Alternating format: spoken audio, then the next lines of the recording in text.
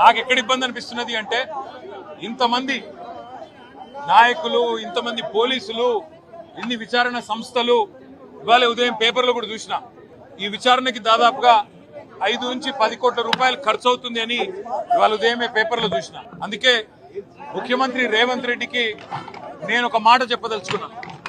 రేవంత్ రెడ్డి గారు, మీరు మీ కక్ష సాధింపు చర్యల్లో భాగంగా మీ మీద ఏసీబీ కేసు ఉన్నది కాబట్టి నా మీద ఏసీబీ కేసు బనాయించినావు, నీ మీద ఈడీ కేసు అయింది కాబట్టి నా మీద ఈడీ కేసు పెట్టినావు. ఏం ఇబ్బంది లేదు, నువ్వంటే దొరికినోనివి, నేనంటే నిజాయితీ పరుణ్ణి, ధైర్యం ఉన్నాను కాబట్టి ఎదుర్కొంటా.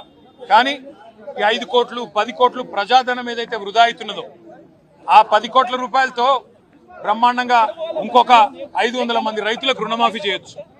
ఆ 10 కోట్ల రూపాయలతో దాదాపు 2500 మంది పెద్ద మనుషులకు పెన్షన్లు ఇవ్వచ్చు. అందుకే రేవంత్ రెడ్డి గారికి నేను ఒక ఆఫర్ ఇస్తా ఉన్నా.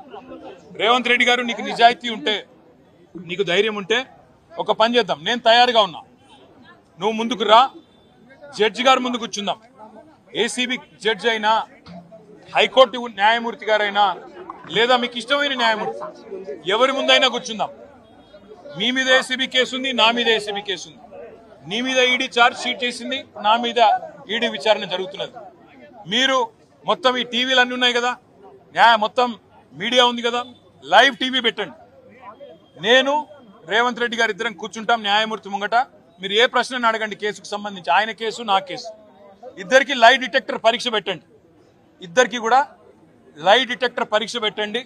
మొత్తం రాష్ట్ర ప్రజలందరూ చూస్తుండగా ఒక 50 లక్షలు 20 లక్షల రూపాయలు ఒడిసిపోతుంది. లేకపోతే ఈ 10 కోట్ల రూపాయలతోని అనవసరంగా ప్రజాధనం దుర్వినియోగం అయ్యే విధంగా, ఇంతమంది ఉన్నతాధికారుల టైం వేస్ట్ అయ్యే విధంగా, ఇంతమంది మీడియా సంస్థల టైం వేస్ట్ అయ్యే విధంగా ఈ కక్ష సాధింపు విచారణ మంచిది కాదు. నేను రెడీగా ఉన్న రేవంత్ రెడ్డి, నీకు ధైర్యం ఉంటే ముందుకు రా. నీ జూబ్లీహిల్స్ ప్యాలెస్ లో అయినా సరే, లేదా న్యాయమూర్తి ఇంట్లో అయినా సరే, ఏసీబీ న్యాయమూర్తి ఇంట్లో అయినా సరే, కోర్టులో అయినా సరే, లేదా ఈడీ ఆఫీస్లో అయినా సరే, ఎక్కడైనా నేను లై డిటెక్టర్ పరీక్షకు సిద్ధం. నువ్వు కూడా రా, ఇద్దరం కూర్చుందాం.